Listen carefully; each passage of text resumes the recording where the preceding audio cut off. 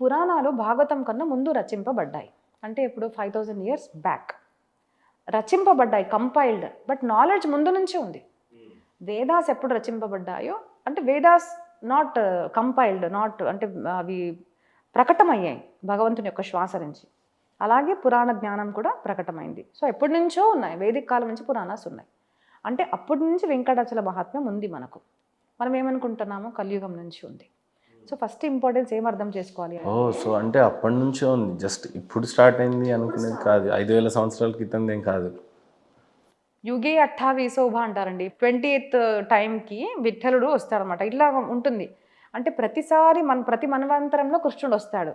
ప్రతి ఒక్కొక్క టైం ఉందనమాట. దాంట్లో మళ్ళీ వెంకటేశ్వర స్వామి వస్తుంటారు. యుగ యుగానికి వీళ్ళు వస్తూనే ఉన్నారు. ఇది ఆయన ఏమి ఇప్పుడు రాలేదు, ఎప్పటి నుంచో ఉన్నారు. కాబట్టి అది స్థాపించబడే మూర్తి కాదు. ఒక చిన్న మాట చెప్పాలంటే ఒక ఆఫీస్ రన్ చేయడానికి ఎంత కష్టపడతామండి మనం. అట్లాంటి టెంపుల్ని ఎవరండి అంటే ఇంకా ప్రొటెక్ట్ చేసేది ఇన్ని ఇయర్స్ నుంచి? That is Venkatachala Swami. That is the power, supreme power. అంటే వెంకటాచల స్వామి అది మూర్తి కాదు, అది రాయి కాదు, అది power. It has just took a form of Balaji. అది పవర్. అది ఎలా తెలుసుకోవాలి అంటే కళ్ళతో తెలుసుకోలేము, అది అనుభూతి చెందాలి. అనుభూతి చెందడానికి ట్రావెల్ ఇన్సైడ్. గురువు నుంచి మంత్రం తీసుకోండి, మీకు అర్థమవుతుంది వెంకటాచల స్వామి అంటే ఎవరు. ఆయన అక్కడొక్కడే లేరండి, అన్ని చోట్ల ఉన్నారు ఆయన. అందుకోసం చాలామందికి అవుతుందండి. ఇక్కడ తమిళనాడులో మొన్న ఒక అన్నయ్య మెసేజ్ పెట్టాడు, అక్క నాకు ఇక్కడ కనిపించాడు స్వామి అనేసి. మొన్న చదువుకునే వాళ్ళు ఏమంటారు, అదేంటి ఇక్కడ ఎలా కనిపించాడు? సిగ్నేచర్ స్టూడియోస్లో అన్నయ్య ఉంటే నాకు ఇక్కడ ఎలా కనిపిస్తారు అంటాం మనం. అది మనిషి, ఆయన స్వామి, ఆయన ఎక్కడైనా కనిపించచ్చు. అది అర్థం చేసుకోవాలి అంటే you have to do sadhana. Is always that త్రికాలజ్ఞుడు. ఎలాంటి సాధన జరగాలి? గురువుని ఫస్ట్ అయితే ఆశ్రయించాలండి. గురువు మనకు సాధన మార్గం చూపిస్తారు. కలియుగంలో చెప్పాలి అంటే నామ సాధన, నామస్మరణ. మీ పని చేసుకుంటూ మీరు, ఎందుకంటే మీరు పని దేంతో చేస్తారండి? బిజీ అంటారు కదా, మీరు దేంతో పని చేస్తారు? బాడీతో పని చేస్తున్నాం, జివ్వ అయితే ఖాళీగా ఉంటుందిగా. దీంతో రామకృష్ణ రామకృష్ణ హరి రామకృష్ణ హరి రామకృష్ణ హరి రామకృష్ణ హరి రామ్ అనండి. మీకు తెలియకుండా ఆ జివ్వతో ఎప్పుడు మీ మైండ్లో కంటిన్యూ నడుస్తుంది, మీకు అర్థం కూడా కాదు. నిద్రలో నుంచి కూడా నామస్మరణ వస్తుంది.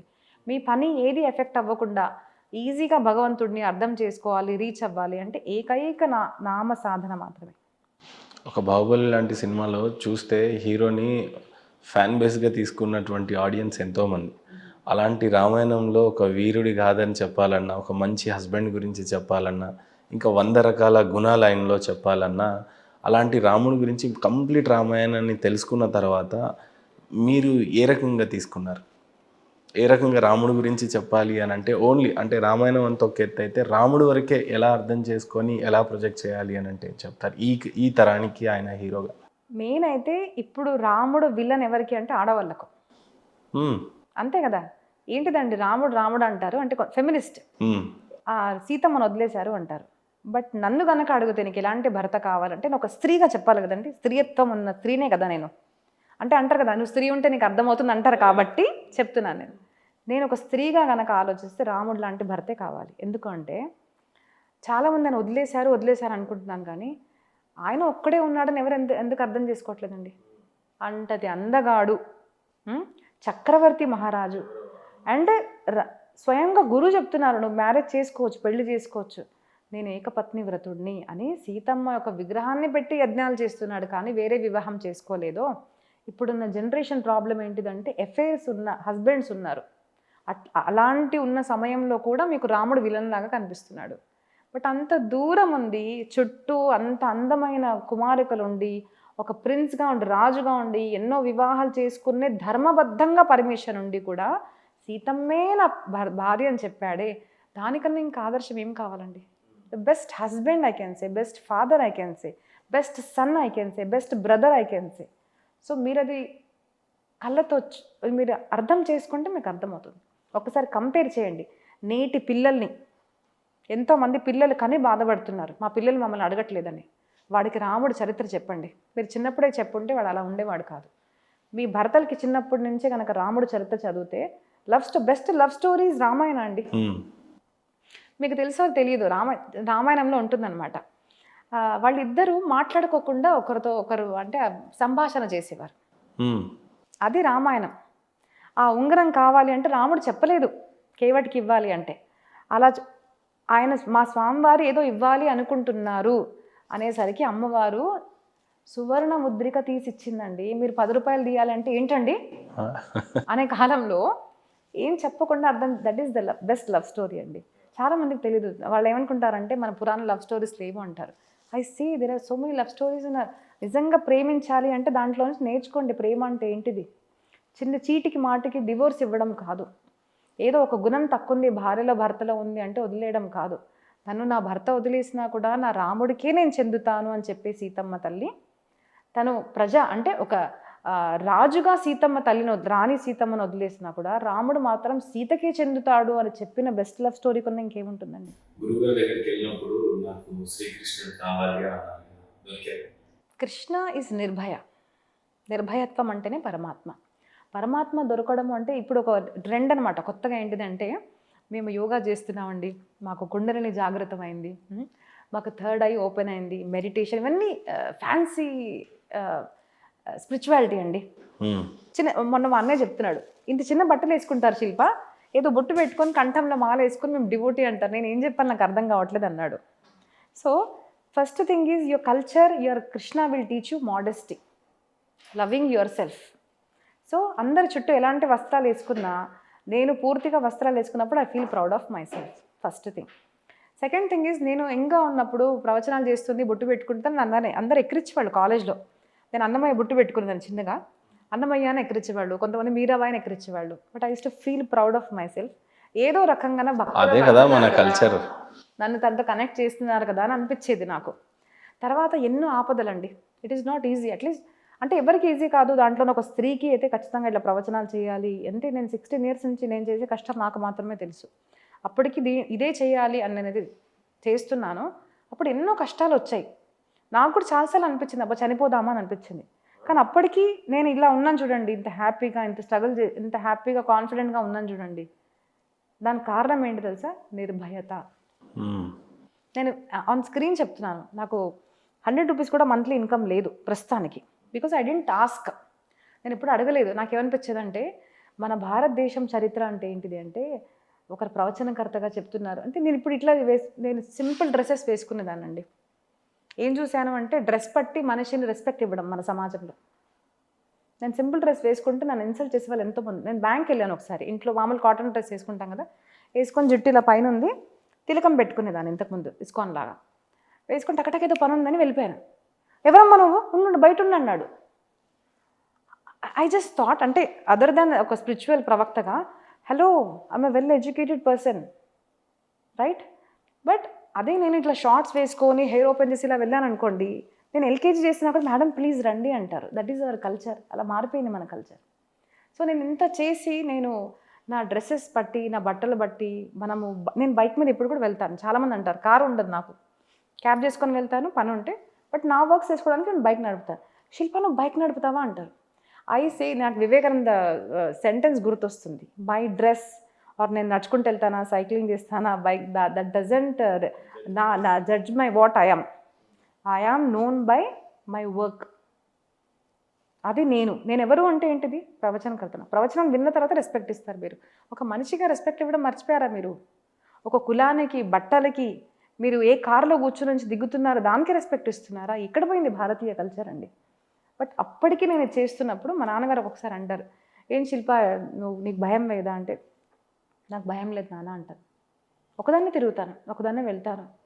మనీ లేదు, ఎలా చేస్తావు మరి పని? But I believe it, take my word అండి. నేను మా గురుగారు చెప్పిన పని నేను చేస్తాను. ఎలా చేస్తావు మరి అంటే అంటారు కదా, ఆమ్దాని అఠన్ని ఖర్చా రూపాయి అలా ఉంది ఇప్పుడు జీవితము. మరి ఎలా చేస్తావు అంటే, వైకుంఠనాథుడి యొక్క కన్యని నేను, నాకు ఆయన తక్కువ లేకుండా నాకు చూస్తాడన్న నమ్మకం. ఆ నిర్భయత్వాన్ని పొందాను కాబట్టి I know that Krishna is with me. Entire Bhagavatam అంతా చూసి, మహాభారతం అంతా చూశాక కృష్ణుడిని రీప్రజెంట్ చేయాలి, ఈ యంగ్స్టర్స్కి పరిచయం చేయాలి, మీకు అర్థమైన విధానం ఓవరాల్గా చెప్పాలి అంటే ఏం చెప్తారు? అధరం మధురం వదనం మధురం నయనం మధురం హసితం మధురం హృదయం మధురం గమనం మధురం మధురాధిపతి అఖిలం మధురం. మధురాధిపతి రఖిలం మధురం. That is Krishna. ఆయన మాట అందం, ఆయన నడక అందం, ఆయన హృదయం అందం, ఆయన ఆచరించే ప్రతి ఒక్క లీల అందం. He's changing life. ఎందుకో ఊరికే అట్రాక్ట్ అయిపోతారు కదా కృష్ణ కళ. After 5000 years is attracting people. That is Krishna. అంతే కదండి, 5000 years ముందు వెళ్ళిపోయాడు కదా, అంతే కదా. అసలు మీరు లేరు అనుకుంటారు కదా, but is changing lives, is attracting people. కర్షతీతి కృష్ణ, దట్ ఈస్ కృష్ణ. ఫైనల్గా మీతో ప్రవచనం చెప్పించుకునే పోయే ముందు లాస్ట్ క్వశ్చన్. ఈ తరం హీరో ఛత్రపతి శివాజీ మహారాజ్ని మేము ఎంతగానో గౌరవించే యంగ్స్టర్స్ అంతా ఈరోజు అందరూ చాలామంది ఆయన చరిత్రను తెలుసుకుంటున్నారు, తెలుసుకోవాలి కూడా. ఎప్పుడు కూడా కృంగిపోకుండా నిలబడిన శౌర్యత్యం, ఒక తల్లి ప్రేమని ఆయన చూపించాడు, అలానే అందరినీ గౌరవించాడు. ఆయన గురించి చెప్పాలి అని అంటే మీరేం చెప్తారు? నిష్ఠ. ఒక్క పదంలో చెప్పాలి అంటే నిష్ఠ అండి. అది ఎవరి పట్ల నిష్ఠ అంటే తల్లి పట్ల నిష్ఠ. స్వరాజ్య భావేతే శ్రీంచి ఇచ్ఛ అని మరాఠీలో అంటారు ఆయన. స్వరాజ్యము అవ్వాలి అని నా తల్లి డ్రీమ్ కాబట్టి నేను ఫుల్ఫిల్ చేస్తున్నాను. So best son I can say. అసలు మేనేజ్మెంట్ స్కిల్స్ మనం ఛత్రపతి నుంచి. నిష్ఠ అండి. మీ తల్లిదండ్రుల పట్ల మీకు నిష్ఠ ఉన్నా, మీ దేశం పట్ల మీకు నిష్ఠ ఉన్నా, మీ భూమి నాకు ఇంత ఇచ్చింది కదండి. ఇప్పుడు నేను తెలుగు ప్రవచనం చేయడానికి కారణము, నా తెలుగు తల్లి, నేను మహారాష్ట్ర అమ్మాయిని కానీ తెలుగు గడ్డ నాకు అన్నం పెట్టిందే, ఈ తెలుగు ప్రజలకు కూడా ఆ భాగవతాన్ని నేను తెలుగులో ఇవ్వాలి అన్న ఒక నిష్ఠ ఉంది కదా. దట్ థాట్ మీ తెలుగు. ఆ నిష్ఠ నాకు తెలుగు నేర్పించింది. అలాగే ఆయన ఇంత శౌర్యం ఇవన్నీ చేయగలిగారు అంటే తల్లి మీద నిష్ఠ, దేశం మీద నిష్ఠ. అది ఉంటే చాలండి. మీరు నేను అందరం ఛత్రపతి శివాజీ అవ్వచ్చు, బట్ వీ ల్యాక్ నిష్ఠ. ఎందుకో మీ వాయిస్ చాలా బాగుందమ్మా. స్టార్టింగ్ నుంచి కూడా ప్రవచనం చెప్పబోయే ముందు ఒక్కసారి ఏదైనా మంచి పాట పాడతారేమో అని అనుకుంటున్నా. మంత్రం కూడా ఏదైనా చదివితే ఇంకా మంచిదే. అంటే మంత్రాలు ఆడవాళ్ళు చదవరు, ఐ ఫాలో దట్. ఓకే, శ్లోకం చెప్తాను. శ్లోకం. శ్రీకృష్ణ గోవింద హరే మురారే, హే నాథ నారాయణ వాసుదేవ, ప్రద్యుమ్న దామోదర విశ్వనాథ, ముకుంద విశ్వం భగవన్ నమస్తే. గురుర్బ్రహ్మా గురుర్విష్ణుః గురుర్దేవో మహేశ్వరః, గురుః సాక్షాత్ పరబ్రహ్మ, తస్మై శ్రీ గురవే నమః. ఇవి 2 శ్లోకాలండి. పాట అంటే తెలుగు పాట పాడతాను నేను. ప్లీజ్. స్మరవారం వారం,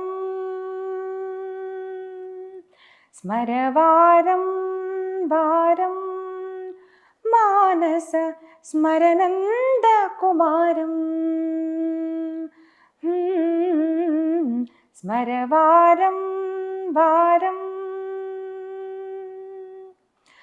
గోపకుటీర పయోఘృత చోరం, గోపకుటీర పయోఘృత చోరం, గోకుల బృందావన సంచారం, గోకుల బృందావన సంచారం. స్మరవారం వారం, మానస స్మరనంద కుమారం. స్మరవారం వారం. ఎన్ని టాలెంట్స్ ఇచ్చాడమ్మా మీకు అసలు. డాన్స్ కూడా చేస్తాను. Dance also I love. That is what Krishna is. నృత్యం చేస్తాడు, పాట పాడతాడు. మేము ఆయన డివోటీస్ కదండి. So we dance, we sing for Krishna. కానీ యువర్ వాయిస్ ఈజ్ అమేజింగ్. చాలా ఇంట్రెస్ట్ ఉందండి పాటలు కూడా. ఎందుకంటే కృష్ణ లవ్ సింగింగ్. మా గురుగారు ఒక మాట అంటారు, రోజు ఒక పాట పాడు కృష్ణ గురించి. నేను డాన్స్ కూడా మా గురుగారిని అడిగాను, గురుగారు నేను ఇట్లా కూచిపూడి నాకు చాలా ఇంట్రెస్ట్, మధ్యలో ఆపేసాను కొంచెం, సో చేస్తూ ఉంటాను అప్పుడప్పుడు కూడా. సో గురుగారు అంటే చెయ్యి ఖచ్చితంగా అన్నారు. సో చాలామందికి తెలియదు ఈ డాన్స్ కల్చర్ కూడా కనుక చూస్తే అండి. చాలామందికి దేవదాసి కల్చర్, మంచి ఇళ్లలో అమ్మాయి డాన్స్ చేయరు అనుకుంటారు. వెరస్ మనం కనుక చూస్తే గణపతి నాట్యం చేస్తాడు, శివుడు నాట్యం చేస్తాడు, పార్వతి అమ్మవారు నాట్యం చేస్తుంది, కృష్ణుడు నాట్యం చేస్తాడు. గోపికలు ఒక ప్రసంగం వస్తుందండి. గోపికలకి నా కృష్ణుడికి డాన్స్ అంటే ఇష్టం కదా, మరి నేను నేర్చుకోవాలి అంటే ఎవరి దగ్గరికి వెళ్ళాలి? Best teacher is Parvati Mata. అక్కడికి వెళ్ళి అండ్ ఆవిడ దగ్గర థౌజండ్స్ ఆఫ్ ఇయర్స్ నాట్యం నేర్చుకున్నట్టు మనకు పురాణాల్లో స్టోరీస్ వస్తాయి అన్నమాట. That is what dances. Because చాలా మందికి చెప్తాను, మీ పిల్లలకి ఖచ్చితంగా డాన్స్ నేర్పించండి, పాట నేర్పించండి మీరు. ఎవ్రీథింగ్ మన కల్చర్లో ఉంది. ఎందుకంటే చూడండి, ఇప్పుడు డాన్స్ చేస్తుంటే యతో హస్త తతో దృష్టి. ఇప్పుడు మేము ఏదైనా చెయ్యి పెట్టామనుకోండి, ఆ చెయ్యి దగ్గర నీ కళ్ళు ఉండాలి. యతో హస్త తతో దృష్టి, యతో దృష్టి తతో మనః. మన మనసు అక్కడ ఉన్నప్పుడు అంటే నువ్వు కేంద్రితం చేస్తేనే నువ్వు చేయగలిగేది. రైట్ చేస్తున్నావు, లెఫ్ట్ చేస్తున్నావు. డాక్టర్ శ్వేత అడాటి అని ఒకటి ఉన్నారండి, పాడ్కాస్ట్ ఆవిడ వింటుంటాను. She's a neurologist. తను ఏం చెప్పిందంటే, మీరు రైట్ హ్యాండ్తో చేసే పని లెఫ్ట్ హ్యాండ్తో చేయండి, మీ బ్రెయిన్ షార్ప్ అవుతుంది అన్నారు. I thought this is what is our Indian culture. అంతే కదండి. సరిగమ పధని సా ని ధ ప మ గ రి సా. సో పైనుంచి కిందికి వెళ్తున్నారు, ఉల్టా మాట్లాడుతున్నారు. శ్లోకాలు కూడా ముందు నుంచి చదవాలి, వెనక చదవాలి. మంత్రాస్లో వేదిక్ మంత్రాస్ కూడా అలాగే ఉన్నాయి. That is the reason. ఇప్పుడు చిన్నపిల్లలు చిన్న మీరు మర్చిపోతున్నారే. మన వేదిక్ బ్రాహ్మణ్స్ని చూడండి, ఎన్నో మంత్రాలు చిన్నప్పుడు కంఠస్థం చేసుకున్నవి ఇప్పుడు కూడా టకటక చెప్తున్నారు. డాన్స్ చేస్తుంటే మేము రైట్ ఏదైతే చేస్తామో అదే సేమ్ లెఫ్ట్లో చేస్తాం కదా, ఎలా చేయగలుగుతున్నాము? That is what is your Indian culture.